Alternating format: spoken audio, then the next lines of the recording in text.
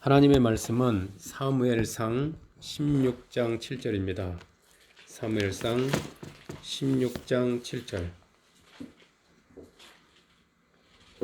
구약 434면에 있네요. 사무엘상 16장 7절. 찾으셨으면 다 같이 합독하도록 하겠습니다. 여호와께서 사무엘에게 이르시되 그의 용모와 키를 보지 말라. 내가 이미 그를 버렸노라. 내가 보는 것은 사람과 같지 아니하니 사람은 외모를 보거니와 나 여호와는 중심을 보느니라 하시더라. 아멘. 기도하겠습니다. 좋으신 아버지 하나님 감사합니다.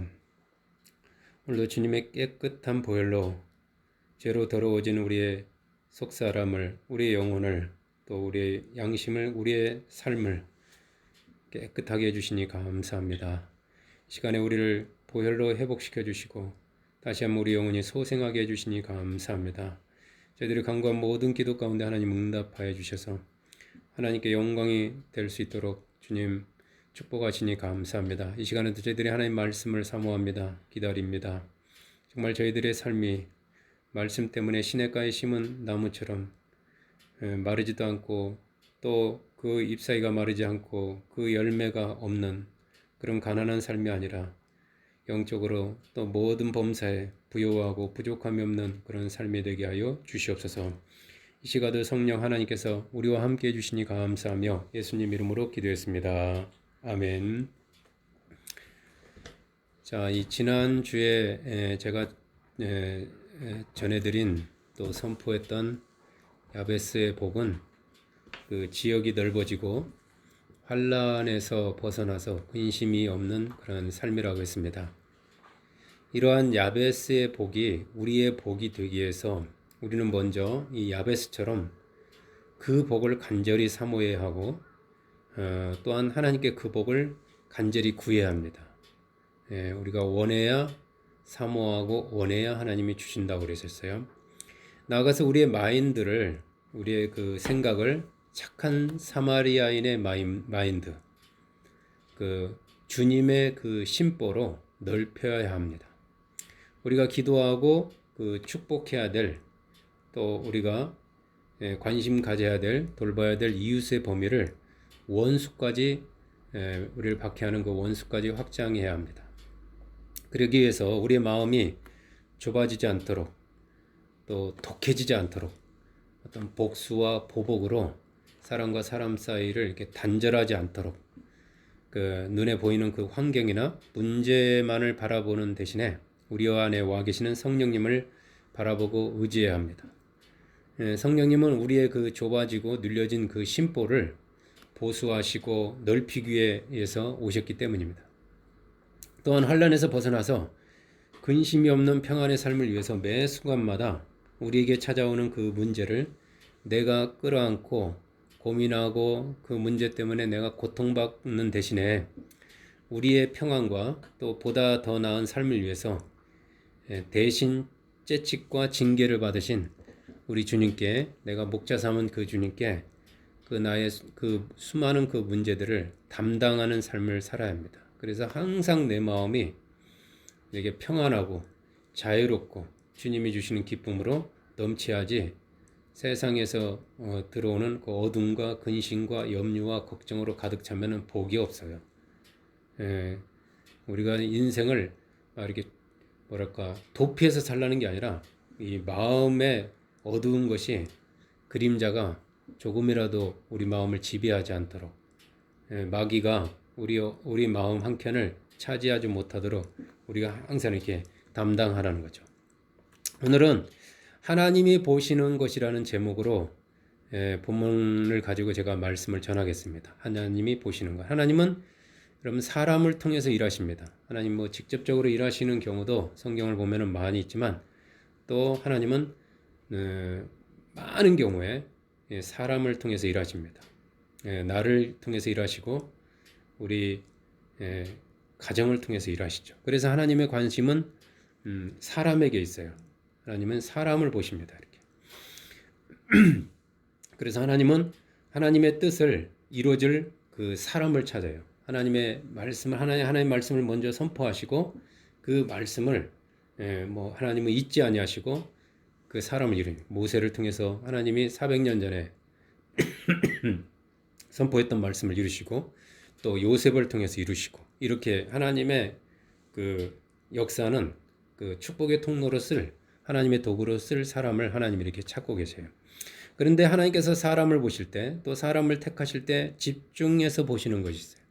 사람을 여러분이 이제 앞으로 사장님이 되시고 또 결혼한 분 여기 다 계신 분들은 결혼했지만 또 앞으로 이제 여러분의 뭐 사위 또 며느리 또 어떤 여러분이 또 어떤 회사를 택할 때 또 어떤 분이 여러분의 어떤 제자를 택하는 사람도 있을 것이고 뭐 여러 가지 있을 거예요.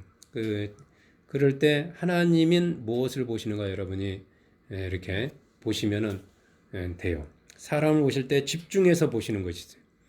사람은 그의 외모, 즉 겉모습을 보지만 여기서는 구체적으로 키와 뭐 외모 뭐 이렇게 나옵니다. 키를 보고 외모를 보고 이렇게 겉모습이 얼마나 아름다우냐, 겉모습이 얼마나 멋지냐 이것을 보지만 하나님은 그 사람의 중심을 보십니다.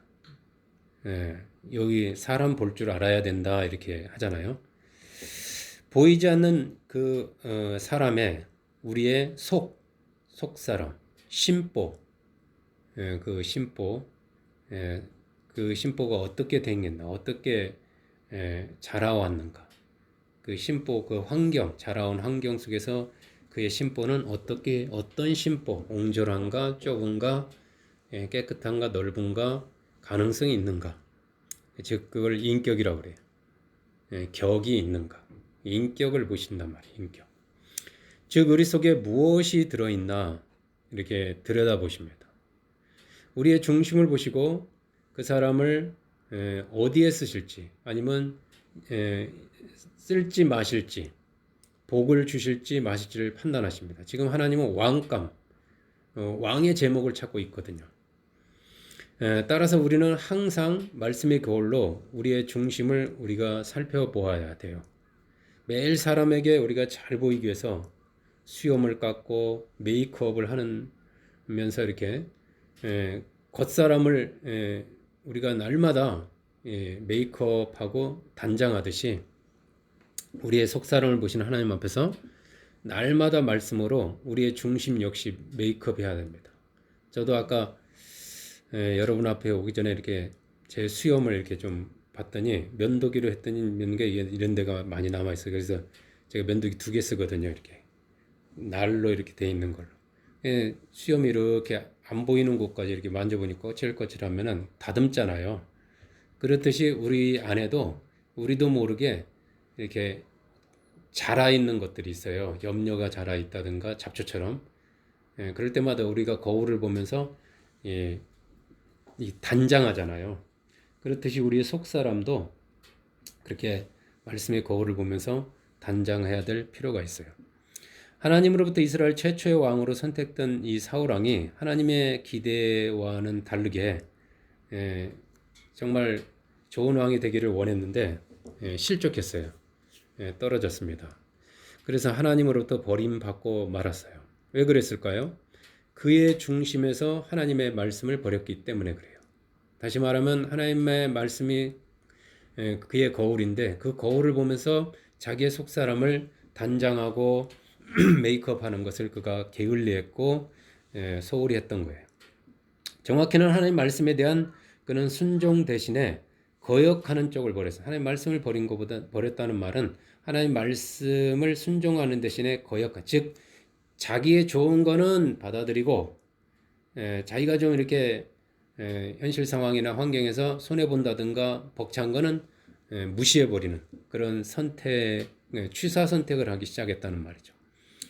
그래서 사울 왕의 중심에 점차 하나님은 없고 자기 자신과 자신의 욕망, 자신의 그 뭐 비전이 됐든 꿈이 됐든 하여튼 자신의 그 욕망만이 가득 채워지게 됐던 거예요. 그 심보에 그게 가득한 겁니다. 그래서 그에게 관심은 오직 왕의 자리입니다. 즉 권력이죠. 권력에 대한 그 집착만이 가득합니다. 하나님이 주신 그 권력에 그 마음이 속이 중심이 완전히 사로잡혀 버렸어요. 그 마음 속에 권력이 꽉 들어차 버렸습니다. 그냥 하나님 보실 때는 권력이라는 그 잡초가 또 가시가 마음에 가득 채워져 있는 거죠. 그렇습니다, 여러분. 권력이든 물질이든 그게 하나님이 준 축복인데 그 축복을 하나님보다 더 사랑하게 될 때, 즉 그것이 우상이 될 때, 그것이 중심이 되어 버릴 때, 그것이 가장 주된 나의 관심사가 될 때 우리의 삶은 사울왕처럼 하나님으로부터 버림을 받아서 비참하게 돼요. 더 정확히 말씀드리면 하나님이 나를 버리는 것이 아니라 내가 복의 근원 되시는 하나님을 버리고 결국에 나는 그 축복, 하나님이 주신 그 축복의 종이 되어서 그 축복을 섬기고 그 축복을 지키고 그 축복 때문에 울고 웃고 그 축복에 의해서 내 인생이 왔다 갔다 되어버린다는 것이죠. 그 엄청난 것을 가진 것 같은데 하나님이 누려볼 때는 불쌍한 인생이 되어버리는 거죠. 하나님은 이 권력으로 인해 가지고 중심이 병들고 부패, 그 중심이 병들고 부패해서 냄새가 나요. 부패하면 여러분 냄새 나잖아요. 갖다 버리잖아요. 그 중심이 속사람이 병들고 부패해서 냄새 나는 사울왕 대신에 중심이 신선하고 프레시하고 깨끗하고 또 앞으로 이렇게 그 중심이 변하지 않을 그 새로운 왕을 택하기 위해서 사무엘을 이새의 집에 은밀하게 보내십니다. 이새의 아들들 중에서 한 왕을 보셨다고 하나님이 사무엘에게 말씀하십니다. 하나님 말씀대로 이새의 집에 간 사무엘은 이새의 아들들을 그 장자로부터 시작해서 차례대로 제사를 지낸다는 그 명목으로 하나씩 하나씩을 부릅니다. 큰 아들 엘리압을 보고 마음에 든 사무엘이 그에게 그 기름을 붓고자 할 때 하나님께서 사무엘에게 하신 말씀이 오늘 본문 말씀입니다.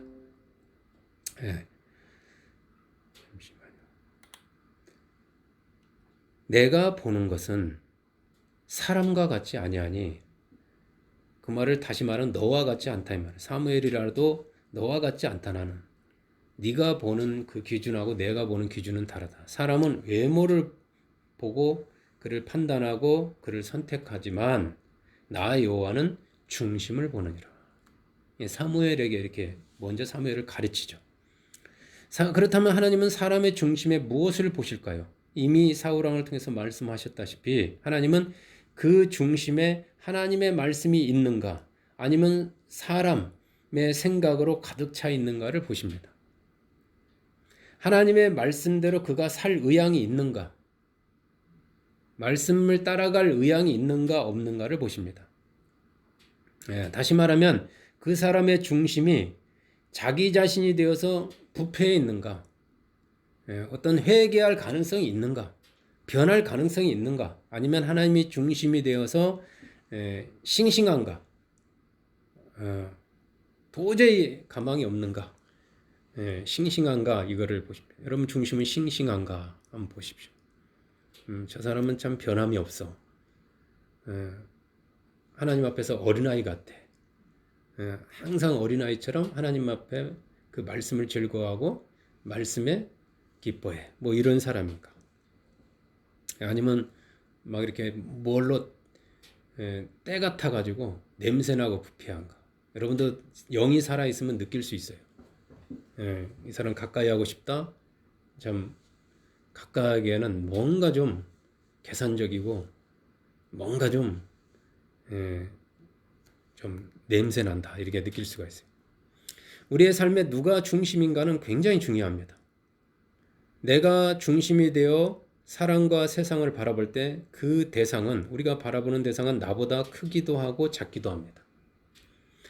내가 그보다 크면, 내가 중심이 되어서 내가 기준이 되어 내가 그보다 크면 그는 나보다 작을 것이고, 내가 그보다 작으면 그는 나보다 클 것입니다. 모든 것이 중심인 나의 기준에 따라 커 보이기도 하고 작아 보이기도 하면서 상대적이게 됩니다. 이게 상대적으로 커 보인다. 상대적으로. 그러나 다른 사람이 또 볼 때는 그는 작아 보이기도 하고 그래요. 그 결과 두려움과 근심에 빠져 살거나 안심하거나 합니다. 그게 반복되죠. 근심 가운데 살다가 안심하게 살다가 만만하게 보이다가 벅차게 보이다가 막 그럽니다. 사무엘 자신이 자기가 중심이 되어서 엘리압을 바라볼 때 이 장남 엘리압은 사울왕 못지않게 키도 크고 용모도 빼어나서 사울왕을 대신할 왕의 제목으로 보였어요.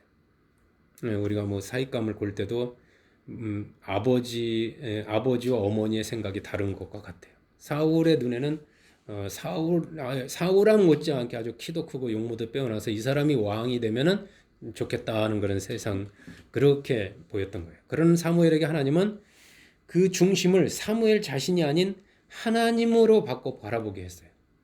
하나님이 바라보듯이 하나님이 중심이 되어서 그 중심을 바꿔서 한번 다시 봐라 이 말이에요. 다시 중심을 봐라 이거예요. 하나님이 중심이 되어 하나님의 눈으로 바라볼 때, 보았을 때 엘리압의 그 중심이 보였고, 그 중심은 사울왕과 별반 다르지 않았던 거예요. 야망이 있었다든가 어떤 그런 게 있어요. 그의 중심 역시 하나님이 아닌 그 자신이었습니다. 하나님이 중심이 되어서 사람의 중심을 바라보면요, 그의 진짜 심보를 볼 수가 있어요. 아무리 이렇게 포장하고 덮었어도 보입니다. 반대로 하나님이 중심이면 어떻게 될까요? 사람이든 사물이든 그동안 커 보이던 것들이 다 작아 보일 겁니다. 대단하다고 생각했던 것들이 별거가 아님을 알게 될 것입니다. 왜냐하면요, 하나님은 우주의 하나님이시기 때문에 그래요. 하나님은 우리가 생각보다 더 크십니다. 또 하나님은 그 역사적으로 수많은 사람을 하나님은 거쳐봤고요, 경험해봤거든요. 우주의 하나님으로 눈으로 볼 때 이 세상에서 대단하다고 하는 것, 크다고 하는 것이 모두 작고 부족한 피조물에 불과합니다. 하나님이 중심이 되어서 세상과 사람을 바라볼 때 영원한 것, 절대적인 것은 없어요. 창조주 하나님보다 더 큰 존재는 없기 때문에 그래요. 지난주 전해드린 야베스의 복은요, 사실 중심이 하나님이 되어서 하나님의 눈으로 바라보는 것입니다. 하나님의 눈으로 바라보는 것. 야베스의 지역은 우리가 생각하는 것보다 클지도 모릅니다. 저는 지난주에는 야베스가 장자도 아니고 부족한 거라고 했지만 오늘 말씀을 전할 때는 아닐지도 모른다는 또 생각이 들었어요. 우리가 생각한 것보다 더 큰 지역을 그가 차지하고 있었을 수도 있다라는 생각이 들더라고요. 그렇지만 하나님의 눈으로 볼 때 그것은 지극히 작고 초라하고 부족합니다.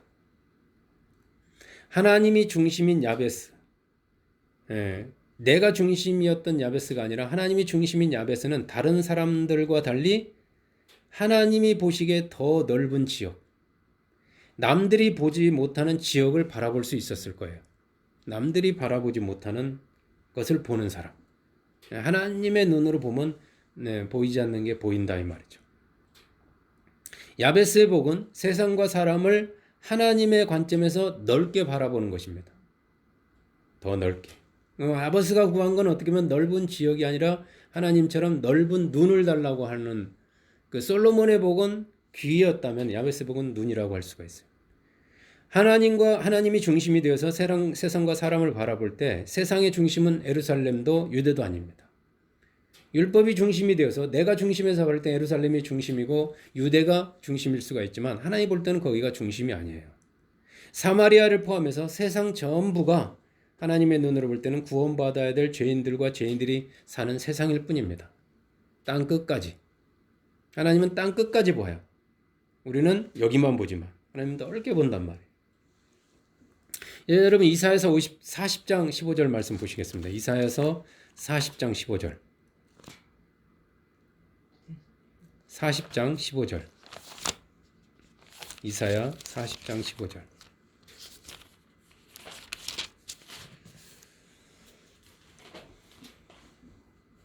구약 1015면에 있습니다. 이사야 40장 15절. 합독할까요? 보라, 그에게는 열방이 통에 한 방울 물과 같고 저울의 작은 티끌 같으며 섬들은 떠오르는 먼지 같으리니. 내가 중심이 되어서 바라본 미국이나 중국, 러시아와 같은 캐나다, 이런 인도, 이런 열방은 어마어마하게 큽니다. 호주와 같은 섬나라는 엄청나게 넓습니다. 제가 큰 나라들을 이제 두 군데 가봤는데 중국, 호주, 정말 크더라고요. 비행기에서 바라볼 때도 크고.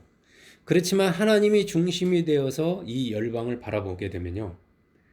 더 이렇게 올라가서 멀리 보면 열방은 통의 한 방울 물과 같고 통의 한 방울 그 물과 같고 저울의 작은 티끌과 같습니다. 섬들은 떠오른 먼지 같아요. 떠오르는 이렇게 떠오른 먼지처럼 보입니다. 하물며 그 속에 사는 사람은 하나님의 눈으로 보면 어떻겠어요? 자기가 중심이 되어서 바라본 골리앗은 사울 왕이나 다윗의 형들의 힘으로는 도저히 이길 수 없는 넘사벽입니다. 내가 중심이 되어서 바라보는 골리앗은 어마어마하게 커요. 강하고. 우리가 잘 쓰는 넘사벽이죠. 그렇지만 하나님이 중심이 되어서 바라본 그 다윗의 눈에 들어온 골리앗은 아무것도 아닙니다. 같은 현상, 같은 상황, 같은 문제를 보는데 먼지처럼 보이는 사람이 있고 아주 단단한 암석처럼 보이는 사람이 있어요.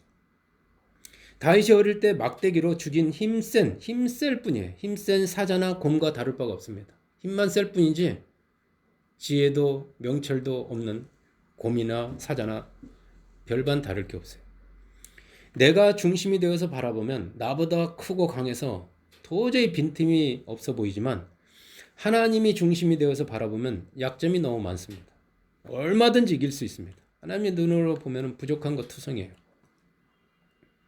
내가 중심이 된다는 것은 내가 그 속으로 들어가서 내 기준으로 세상을 세상과 사람들을 내 기준으로 그 속에 들어가서 바라보는 것입니다. 내가 중심이 되어서 바라볼 때 그 일과 그 문제는 엄청 커 보이고 어려워 보일 것입니다. 그리고 그 일은 엄청나게 두렵고 큰일, 미래에 나에게 닥치지 않은 그 일들이 너무 큰 일처럼 여겨질 것입니다.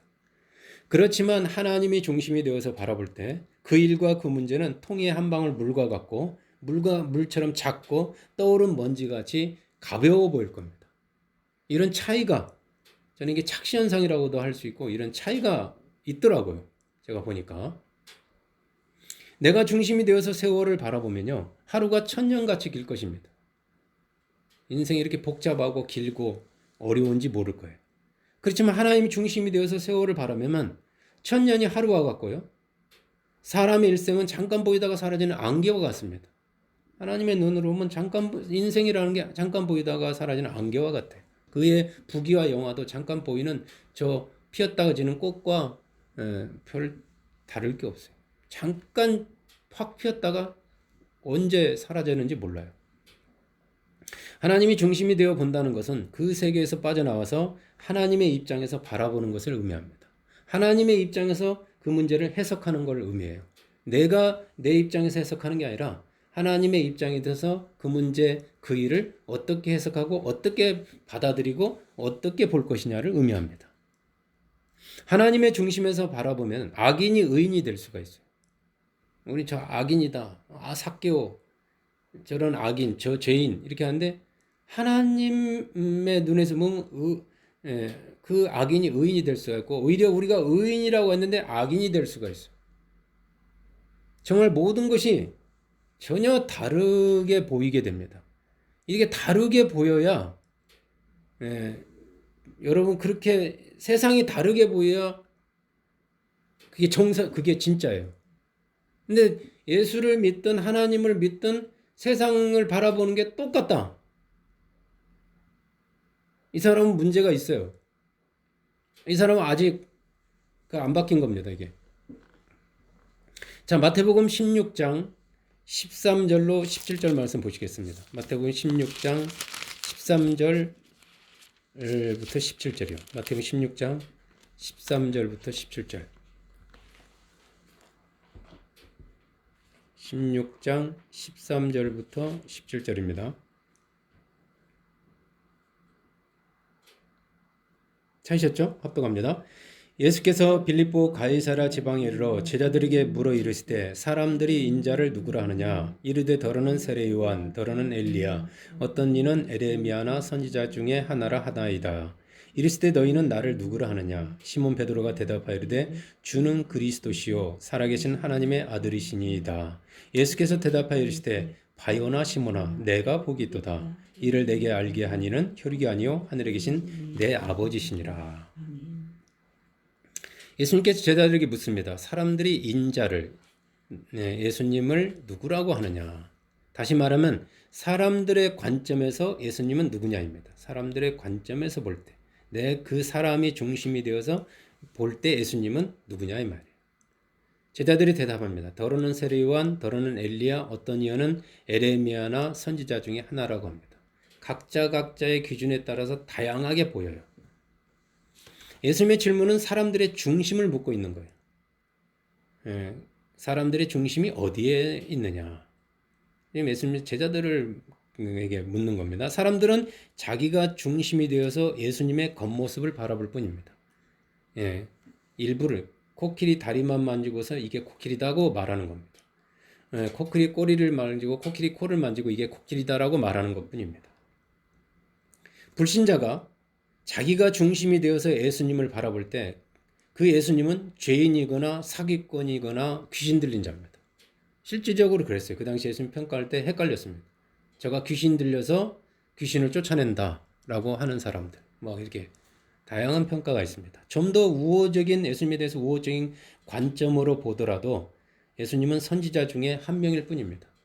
예수님의 그 본질, 예수님의 그 본 모습, 그 중심, 속을 보는 사람은 없었어요. 그 당시 아무도. 아마 예수님은 외롭고 답답했을 수도 있어요. 오늘날도 그 예수님의 그 본 모습을 전달해주고 말해주는 사람이 드물 겁니다. 예수님은 다시 제자들에게 묻습니다. 그렇다면 너희는 나를 누구라 생각하느냐? 질문의 핵심은 그들의 중심이에요. 질문의 핵심은 제자들의 중심을 지금 보고 싶은 겁니다. 그때 베드로가 대답합니다. 주는 그리스도시요 하나님의 아들입니다. 그런 베드로를 향해서 예수님은 대답하십니다. 시몬아, 내가 복이 있도다. 이를 내게 알게 하니는 혈육이 아니요 하늘에 계신 내 아버지. 예수님이 시몬의 대답을 듣고 너무 시원하게 여기셨어요.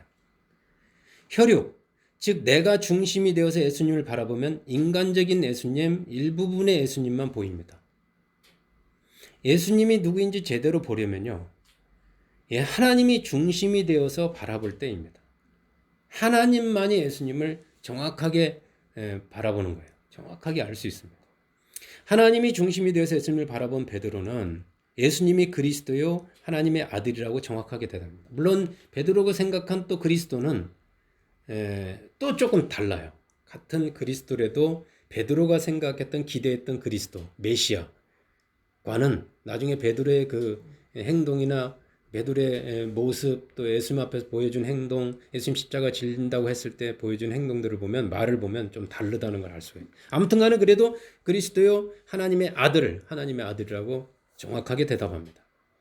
주님은 이 베드로에게 이렇게 바라보게 한 분은 사람이 아니라, 혈육이 아니라 하나님이시다. 하나님의 중심으로 너로 하여금 그 눈을 바꿔서 나를 보겠다 하면서 하나님께 영광을 돌리게 합니다. 그런 말씀도 마찬가지예요. 내가 중심이 되어서 말씀을 바라보고 해석하면요, 잘못될 수가 있어요. 자칫 말씀을 자기의 목적이나 야망이나 유익을 위해서 이용할 수가 있습니다. 제가 사역이 중심이 된 것을 늘 경고하는 게 이거예요. 저도 경험해봐서 알아요. 사역이 중심이 되고 사람이 중심이 되고는 사울왕의 길로 갈 수가 있어요. 하나님이 싫어한다니까요. 하나님이 중심이 되어서 하나님의 뜻대로 말씀을 볼 때 제대로 볼 수 있습니다. 그게 제대로 가고 있는 거예요. 하나님이 중심이 되어 바라본 베드로에게 주님은 복이 있다고 하십니다. 바요나시면아 내가 복이 있도다.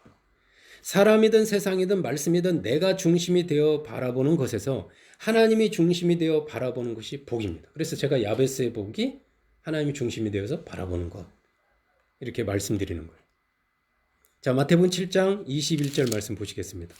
마태복음 7장 21절.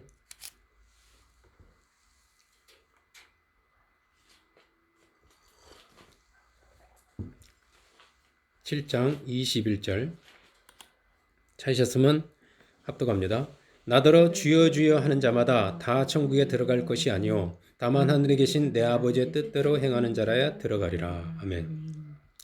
내가 중심이 되어 바라볼 때 주여 주여 하면서 열심히 주님을 찾는 선지자가 천국에 들어갈 의인으로 보일 수 있습니다. 저 사람이야말로 천국에 들어갈 수 있고 천국에 가면은 정말 예수님 가까이 갈 거야 라고 말할 수가 있어요. 그러나 하나님이 중심이 되어서 바라볼 때 전혀 달라집니다. 하나님이 중심이 되어 바라보면 자기를 한없이 부족한 죄인을 지금 막 어마어마한 죄져야 한다든가 막 선지자 노릇하고 귀신 쫓아내고 이런 사람보다도 오히려 자기를 한없이 부족한 죄인으로 이기면서 겸손하게 예수님께 나와서 회개하는 그 세리와 창기와 죄인이 그날에 먼저 들어가는 것을 보게 됩니다. 여러분, 하나님의 중심으로 천국에 들어가는 사람들을 보면요, 다르다 이 말이에요. 우리는 저런 사람이 저 좁은 넓은 길에 많이 저런 사람이 들어갈 것 같아도 달라요.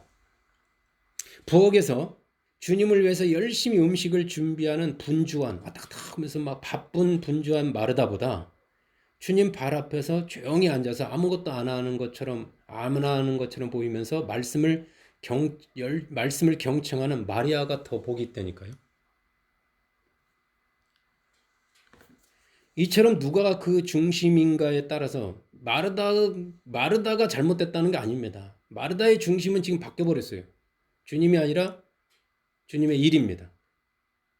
그걸 더 들어가면 그 안에 무서운 탐심이 자리 잡고 있어서 주님이 말씀하시는 겁니다.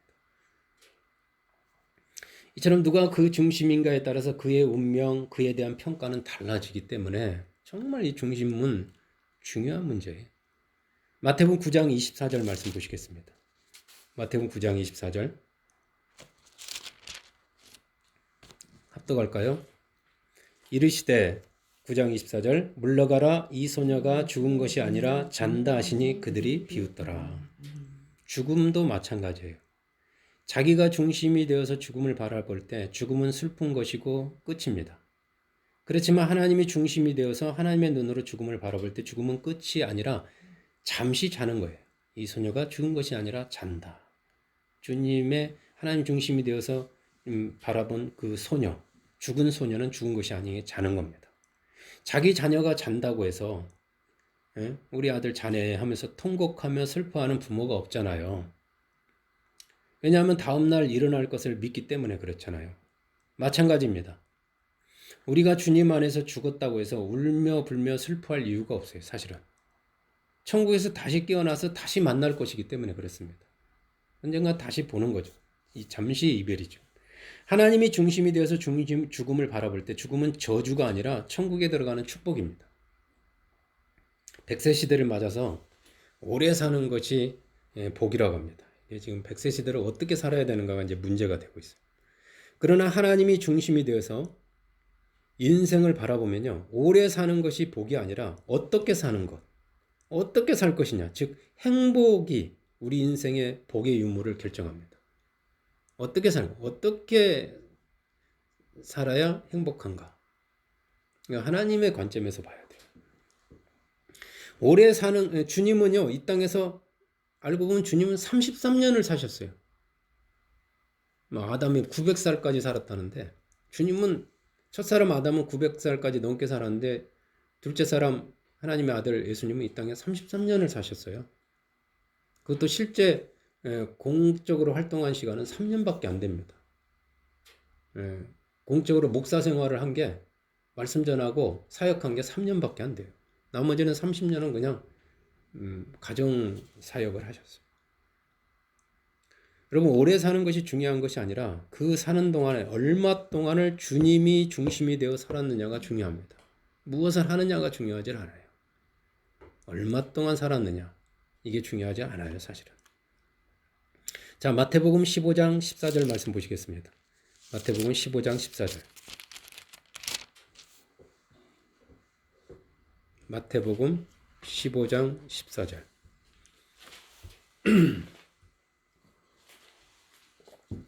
15장 14절 합독합니다. 그냥 두라. 그들은 맹인이 되어 맹인을 인도하는 자로다. 만일 맹인이 맹인을 인도하면 둘이 다 구덩이에 빠지리라 하시니. 보는 것이 중요합니다. 보는 것이 중요해요. 너희 보는 눈이 복이 있도다. 반대로 너희가 그 보는 눈 때문에 화가 있다. 이렇게 할 수도 있죠. 보는 것보다 중요한 것은 중심이 누구냐입니다. 예. 누구의 눈으로 바라보느냐입니다.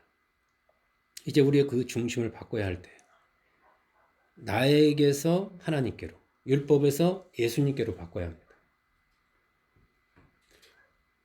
문제를 보지 말라는 게 아니에요. 현실 상황을 보지 말라는 게 아니에요. 누구의 눈으로 그 현실을 보느냐, 누구의 눈으로 그 사람을 보느냐, 누구의 눈으로 그 직업을 보느냐, 이거죠.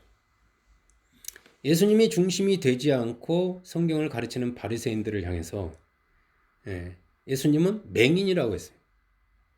그리고 그 바리새인의 가르침을 열심히 따라가는 자들을 가리켜서 맹인의 인도를 받는 자라고 하셨습니다.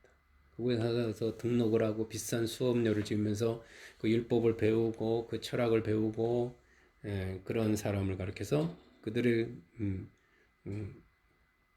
추종자들을 맹인의 인도를 받는 자라고 하셨어요. 그냥 돌아 그냥.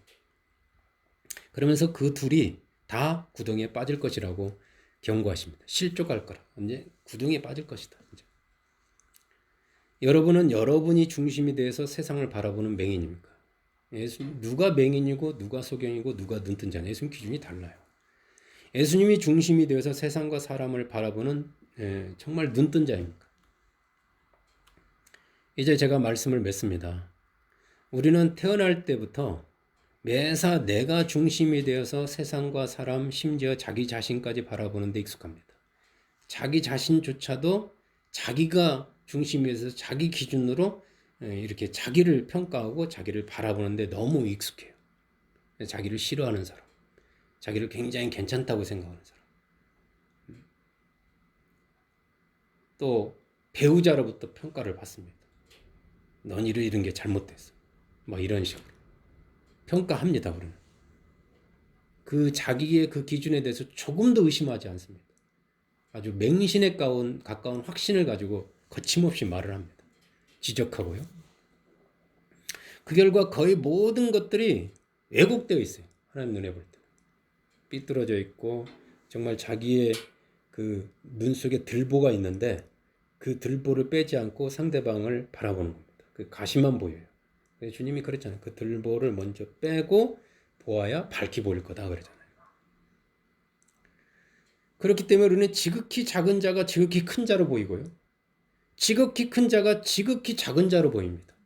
바울도 이런 말씀 하셨어요. 너희가 세상에서는 가난한 자 같지만 하나님 천국에서는 부자고, 너희가 무명한 자 같지만 유명한 자예요. 내가 자기 자신에 대해서. 나는 나를 판단하지 않는데 누가 나를 판단하겠는가? 이렇게 말합니다. 빈부, 귀천, 성공, 기준이 하나님이 생각하는 것과 완전 반대입니다. 우리가 생각하는 성공과 실패, 행복과 불행, 문제와 축복이 하나님의 기준과 다 다릅니다.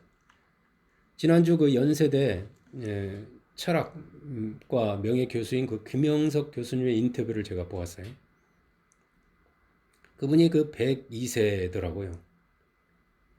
지금도 그 김영석 교수님의 책을 제가 젊을 때 에세이를 좀 좋아했었는데 그 102세를 살아오면서 깨달은 행복의 기준은 세상의 기준과 102세를 살아왔으니까 많이 살았잖아요. 그 살아오면서 그가 깨달은 또 지켜본 그 기준과 많이 다르더라고요. 물질적인 가치를 추구하는 사람들에게 진정한 행복은 없어요. 로또만 당첨된다면 행복할 것 같은데 로또 당첨돼가지고 행복한 사람이 없더라 이 말이죠. 그러면서 그분은 행복은 정신적인 가치를 추구할 때 찾아온다. 철학적인 용어죠. 정신적인 가치. 우리는 영적인 가치. 그걸 추구할 때 진정한 행복이 찾아오더랍니다. 또한 행복은 소유할 때보다 나눠줄 때 맛볼 수 있어요. 흔히 우리가 하는 얘기지만 실제 그렇게 사는 사람은 드물잖아요. 많이 가져야 행복할 거라. 자녀들에게 그렇게 가르치고 또 많이 가지는 방법을 공부를 잘해야 네가 많이 가질 수 있고 더 높은 자리에 갈 수 있고 더 안전한 잡에서 행복할 거야 라고 말해줍니다. 근데 그거는 반대로 말해요. 아니다. 나눠줄 때 행복, 기쁨이 뭔지를 맛볼 수 있었다. 그렇게 자기가 그 나눠줄 때, 베풀 때 행복했었다라고 말합니다. 그리고 행복은 젊을 때가 행복하고 노년이 되면 행복하지 않다고 생각하는데 그거는 반대더라고요. 행복은 50대에 잘 준비한 60대 이후부터 진짜 행복이 찾아오더라고요. 인생의 그러면서 열매. 열매가 언제 맛있더냐. 그 끝 무렵에 맛있지 않냐. 그러면서 그 60대 이후부터 자기 100세까지 인생 중에서 행복한 건 60대 이후부터 정말 행복했었다라고 이렇게 말하더라고요. 그러면서 놀지 않고 일할 때, 더 정확히는 우리의 몸과 마음, 즉 팔다리와 같은 지체와 이 뇌를 계속해서 쓸 때 행복했다, 행복하다라고 그분은 적어도 90세까지는 일을 해야 행복하더라 이렇게 말을 해요. 이 102세를 3분의 철학을 하는 분의 말이기 때문에 공감 들어볼 내용이 많았어요. 우리 주님은요, 하나님이 일하시니 나도 일한다고 하셨어요. 하나님이 일하는 동안은 나도 일한다. 하나님이 쉬지 않고 있는데 내가 어떻게 쉬겠느냐 이렇게 하죠. 이 일하는 것에 대해서 어떤 의무감이 아니라 복으로 얘기했어요. 그 김 교수님의 행복과는 하나님이 중심이 된 주님과 같음을 알 수가 있었어요. 조금 표현하는 것에서 뉘앙스 차이는 있지만 어떤 성경적인 맥락과 같습니다. 자, 사랑하는 여러분, 이제 매사를 하나님이 중심이 되어서 하나님의 눈으로 사람과 세상을 바라보시기 바랍니다. 하나님이 중심이 되어서 이 하나님의 눈으로 사람과 세상을 바라보는 그 훈련, 그것이 필요합니다, 지금. 왜냐하면 그렇게 볼 때 전혀 다른 세계가 보일 거예요. 자기 자신을 포함해서 모든 것들이. 세상이 다 그 길로 가고 그렇게 볼 때 한번 부정해 보세요. 우리가 부러워했던 것들, 우리가 귀하게 여겼던 것들이 끔찍한 해골로 보일 겁니다. 그 원효대사가 명나라인가? 가다가 당나라인가 가다가 시대를 잘 모르겠어요. 밤에 그렇게 달콤하게 담아서 먹었던 그 물맛이 그렇게 좋은데 아침에 눈을 떠보니까 그 자기가 담아 먹었던 그 그릇이 해골이었어요. 해골. 그 깨달음을 거기서 얻었다고 하는데 우리는 하나님 말씀 속에 이미 다 깨닫고 있는데 내가 달콤하게 귀하게 여겼던 것들이 해골로 보이는 날 끔찍하다 이 말이에요. 반대로 하찮게 여겼던 것들이 너무너무 소중한 하나님의 복임을 알게 될 것입니다.